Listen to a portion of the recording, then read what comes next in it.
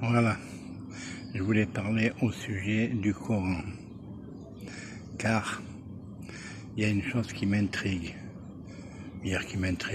en quelque sorte, oui et non. Bon, chez les Arabes, bien, l'écriture arabe, la vraie, celle qui est d'origine de l'époque, parce que les Arabes, à peu près, là, ils commençaient à être,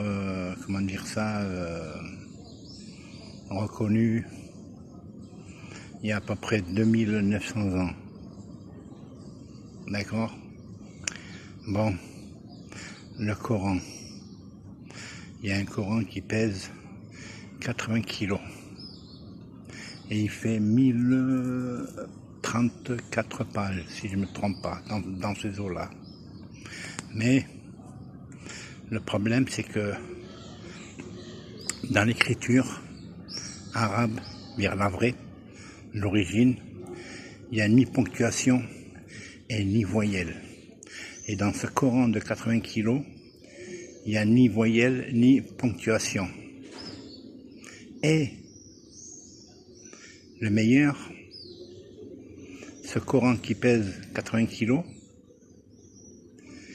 il a une écriture, plutôt une calligraphie, un style d'écriture, qui était capable de faire cette calligraphie, c'était l'Irak, Bagdad. C'était leur spécialité. Et alors, ce qui veut dire, si cette écriture, qu'il n'y avait que les spécialistes de Bagdad qui étaient capables de faire ça, qu'on appelait cette écriture, plutôt cette calligraphie, le Koufa ou le Koufi. Mais le problème, et ça c'est le Coran de 80 kilos, il est du vivant du prophète Mohammed, il faut bien le préciser.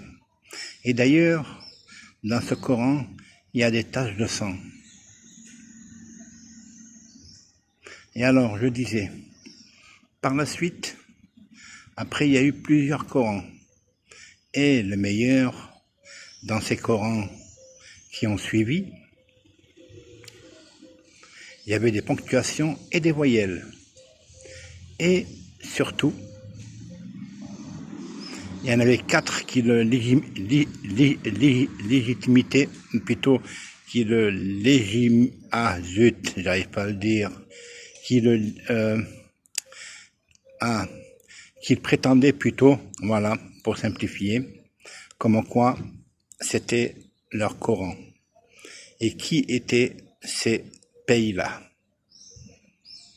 Ces pays-là disaient comme quoi c'était leur Coran. En premier, bon, c'est logique, c'est l'Arabie Saoudite.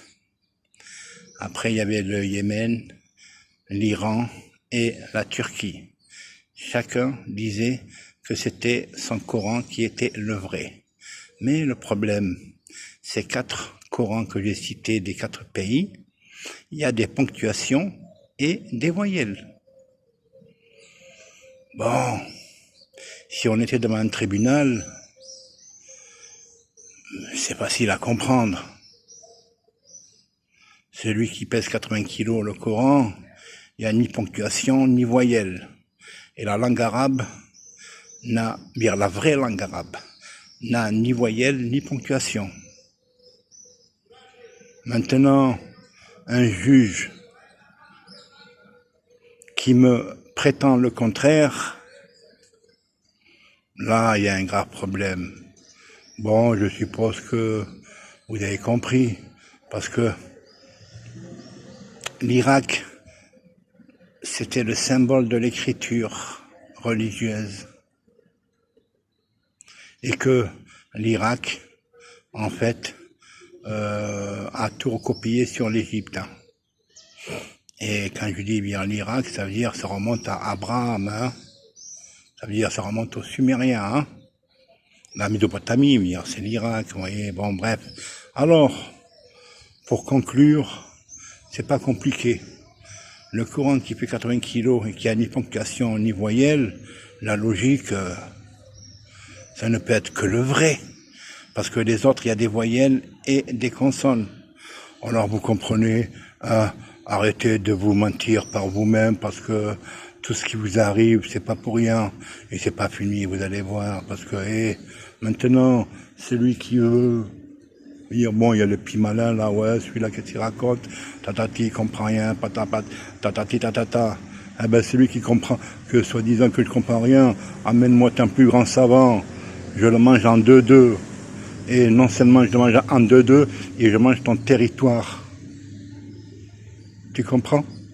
Hein? Quand nous on prédit, on sait de quoi on parle. Alors vous comprenez ce qui vous arrive là? Et c'est pas fini. C'est pas fini. Vous avez fait les malins. Hein? Et faut faire attention avec les petits joujoux. Hein? Il faut pas s'amuser parce que si on vous attrape,